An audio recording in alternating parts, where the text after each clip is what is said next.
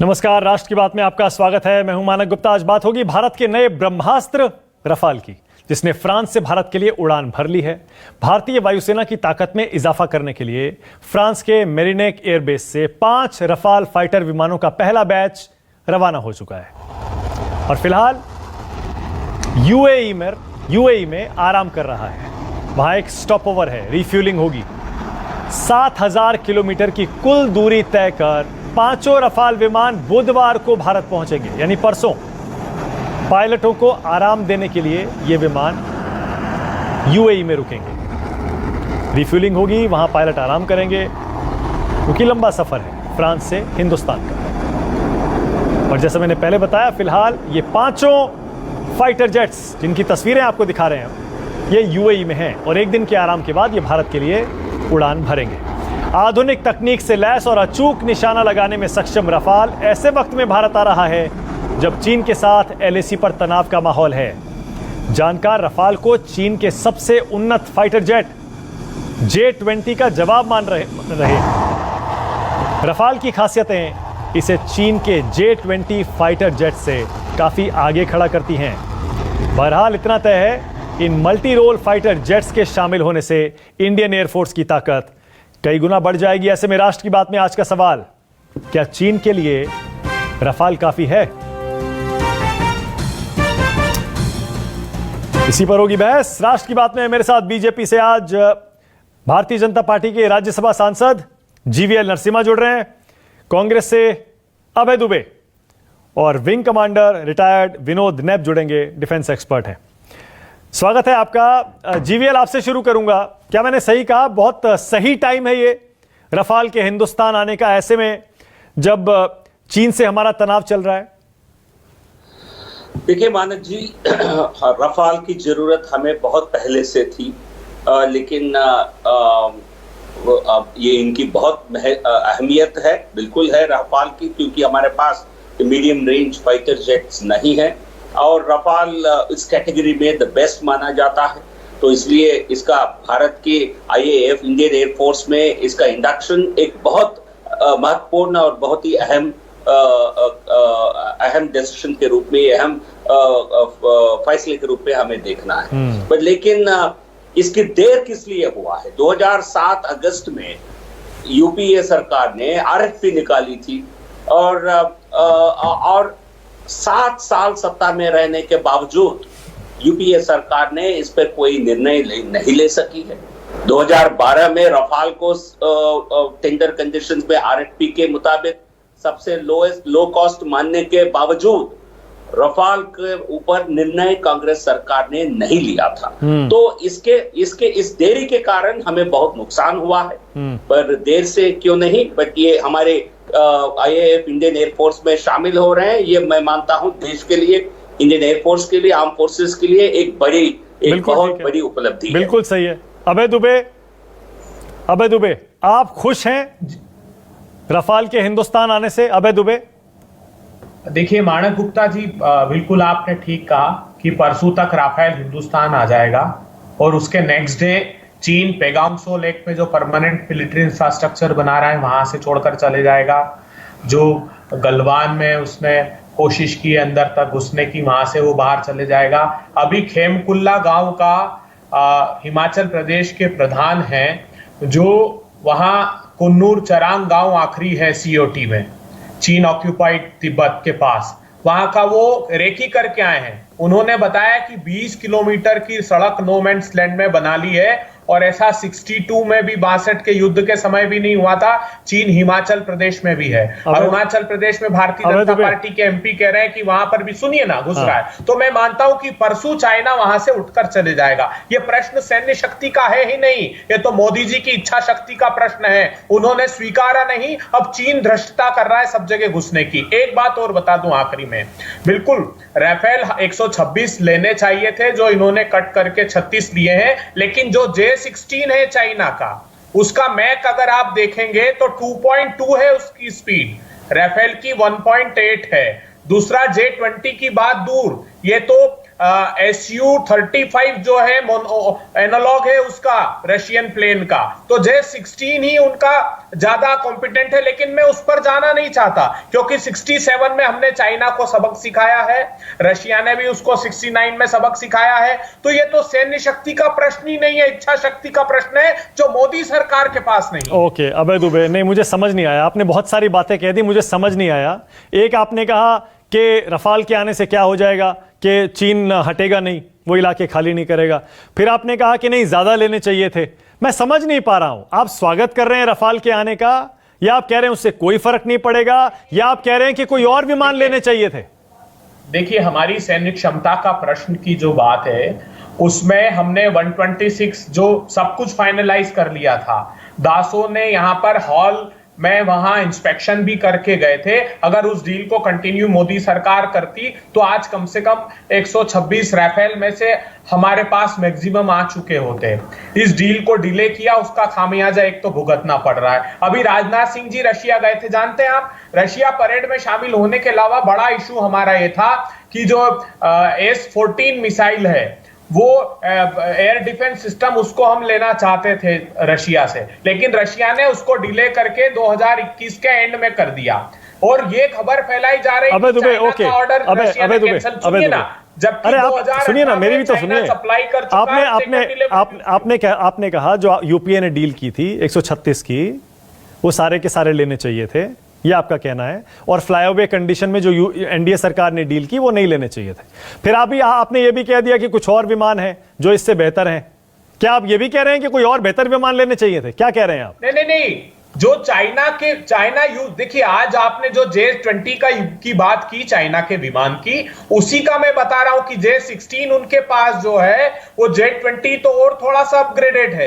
J-16 जो है उसका भी मैक अगर देखेंगे तो 2.2 है उसकी स्पीड, और इसकी 1.8 है राफेल की। इसलिए यहां सैन्य शक्ति की तुलना का प्रश्न ही नहीं है। आप ये गलतफहमी में मत रहिए कि हम सैन्य शक्ति की राफेल आ जाएगा और चाइना, मैं चुनौती देता हूं, चलिए लैंड करा लीजिए, चाइना चले जाएगा क्या? दूसरी जगह, नई जगह घुसना प्रारंभ कर दिया। मोदी जी ने स्वीकारा नहीं कि वो हमारी सीमा में है, अब उसको खुली छूट है, जहां चाहे वहां घुस जाए। जीवीएल जवाब दीजिए। जो स्वीकारे, अभय दुबे कह रहे हैं सैनिक ताकत बढ़ाने से कुछ नहीं होने वाला।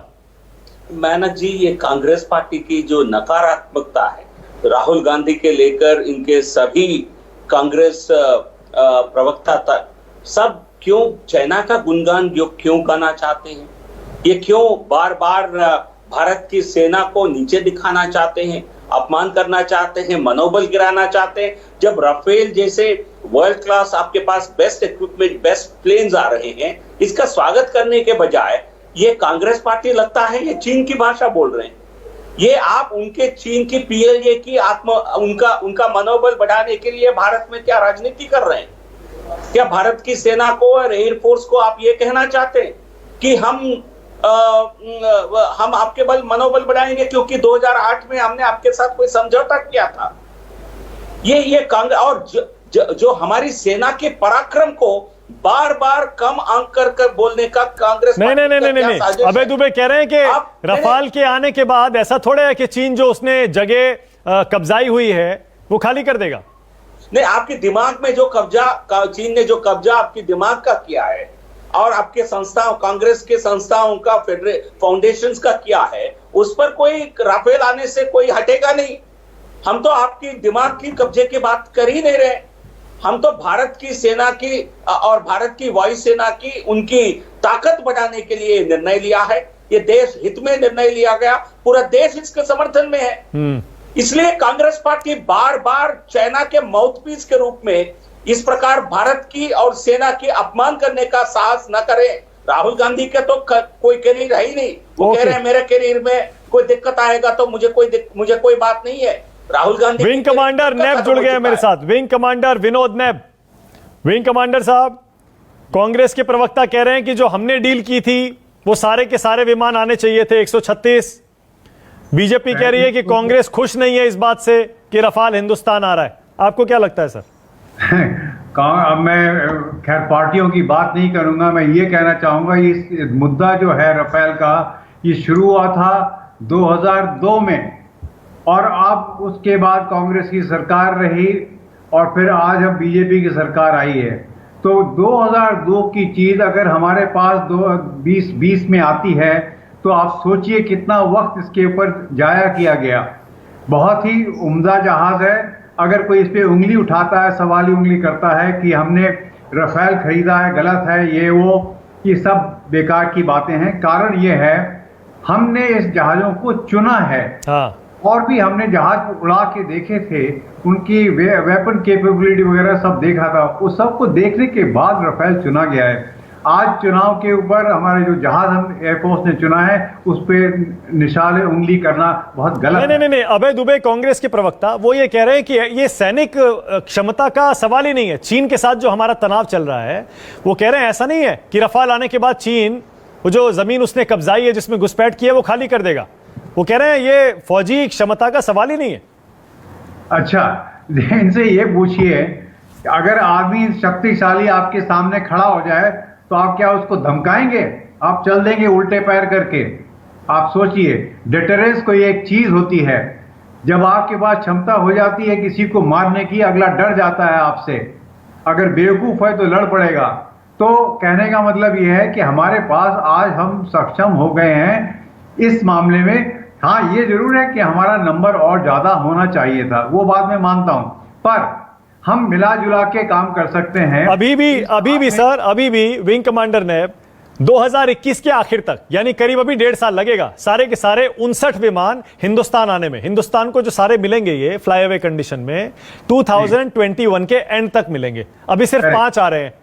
जी हाँ, तो आप इसे कैसे देख रहे हैं? ऐसे में अब जब हमें जरूरत है, हाँ, क्या ये टाइमलाइन ठीक है?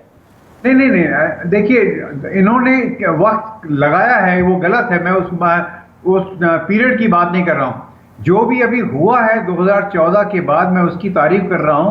वो भी बल्कि मेरे हिसाब से थोड़ा जल्दी हो सकता है। बनाने वाला भी तो टाइम लेता ना, तो उसको ये नहीं कि वहां पे सब शेल्फ पे पड़े हुए उठा के आपको जहाज दे दिए। ठीक है, एक कमेंट और करिएगा सर। ये बताइएगा चीन के साथ हमारी जो फौजी ताकत है अब कैसे कंपेयर करती है रफाल आने के बाद? क्या ये बैलेंस थोड़ा सा चेंज होगा क्या?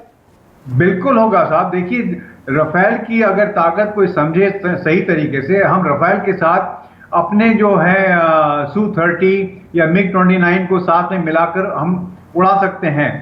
क्योंकि राफेल एक ऐसा जहाज है, उसके साथ अगर 3 और या 4 जहाज हमारे दूसरे चले, हाँ। तो वो जो बाकी वो भी अचूक हैं, ऐसी बात नहीं है। हाँ। पर जो इसके ऊपर जो इलेक्ट्रॉनिक्स हैं इसके पास और जो इसकी वेपनरी है, अभय दुबे आपको दर्शाएगी कि ये क्या कर सकती है। ठीक है अभय दुबे, देख लीजिए एक्सपर्ट्स भी कह रहे हैं, हर कोई स्वागत कर रहा है। अभय दुबे, आप ही स्वागत नहीं कर रहे।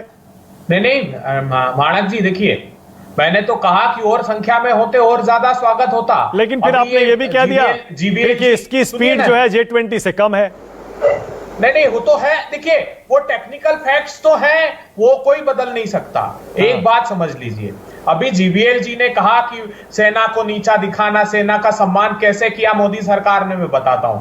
खंडूरी जी की कमेटी थी, parliamentary standing committee on defence. उन्होंने सच बताई, खंडूरी जी ने सच बात बताई मोदी सरकार के सामने कि आपने जो प्रिपेयर्डनेस है उसका पैसा कम कर दिया, सेना का मॉडर्नाइजेशन का पैसा कम कर दिया, आपने विंटेज कैटेगरी में सारे उसके वेपन्स चले गए हैं। मोदी जी ने क्या किया जानते हैं? उनको उस कमेटी से ही हटा दिया। Parliamentary standing committee on estimate, ये मुरली मनोहर जोशी जी ने कहा कि 10i प्रिक्योरमेंट तक का पैसा मोदी सरकार नहीं दे रही। 10 दिन तक भीषणतम युद्ध लड़ने के लिए जो एयर चीफ मार्शल ने पैसे मांगे थे, अपने सेना के अधिकारी जाकर आर्गुमेंट करते हैं स्टैंडिंग कमेटी में। आपने अभय दुबे सारे सवाल उठा दिए। सुनिए ना, उसमें मुरली अरे मैं सुन रहा हूँ, बहुत देर आप सारी बात कह चुके हैं अपनी। चुनाव में टिकट नहीं दिया। मैं एक छोटी सी बात पूछ रहा हूँ। मैं ये पूछ रहा हूँ, आप खुश हैं रफाल के आने से? क्योंकि आप विरोधाभासी बातें कह रहे हैं। कभी आप कह रहे हैं कि नहीं ज्यादा होने चाहिए थे, फिर आप कह रहे हैं कि नहीं उसकी स्पीड कम है। माणक गुप्ता जी देखिए, मैं प्रसन्न हूं, मैं और भी प्रसन्न होता अगर माउंटेन स्ट्राइक क्रॉप जो हमने ओके जीवीएल उसके बाद ब्रेक ले रहा सीमा हूं। क्षेत्र के लिए 60,000 सैनिकों की तैनाती का 60,000 जीवीएल 90,000 सैनिकों की तैनाती का प्रोविजन है, जो मोदी जी ने चीन के दबाव में ड्रॉप कर दिया। जीवीएल उसको नरसिम्हा इंप्लीमेंट करते तो देखिए, खुश होते। चीन आखिरी के एक और दबाव में पूछिएगा। कौन ये काम राज्यसभा करता है के देश की सांसद है जनता माणक के? गुप्ता चीन जी, से मैं एक प्रश्न चीन आपसे के लालच पूछना से चाहता हूं जीवीएल चीन जी, से मेरे पैसा विद्वान लेकर दोस्त ने के एक बात कौन लेकर देश की दीजिए। सेना का माणक अपमान जी, कर रहा है, कौन उनको नीचा दिखाने की कोशिश कर रहा है, ये देश की जनता समझ चुकी है। आज तक आपने जवाब नहीं दिया। 2008 में कांग्रेस पार्टी ने जो समझौता किया था चीन पीएलए के साथ या चीन के पार्टी के साथ, वो क्या था, आज तक खुलासा नहीं किए हैं। क्यों आप चाइनीज एम्बेसी से और चाइना सरकार से क्यों पैसा लिए हैं राजीव गांधी फाउंडेशन में? किसका ये क्या ये भारत के हितों को गिरवी रखने के लिए कांग्रेस ने चंदा और पैसा नहीं लिया था? इसका जवाब आज तक नहीं बताए। बार बार और चुप चुप के चीन के एम्बेसडर से मिले डोकलाम क्राइसिस के दौरान और देश को झूठ बोले। बाद में झूठ पकड़ने के बाद आप सच्चाई कबूल करना पड़ा आपको। तो ये कहीं ना कहीं कांग्रेस चीन भाई भाई दिख रहा है। All India Congress committee, all India Chinese Congress साफ साफ नजर आ रही है। कम से कम रफाल के मुद्दे पर आप कम से कम देश का और वायुसेना का मनोबल। ओके, छोटा सा ब्रेक ले रहा हूं, राष्ट्र की बात जारी है।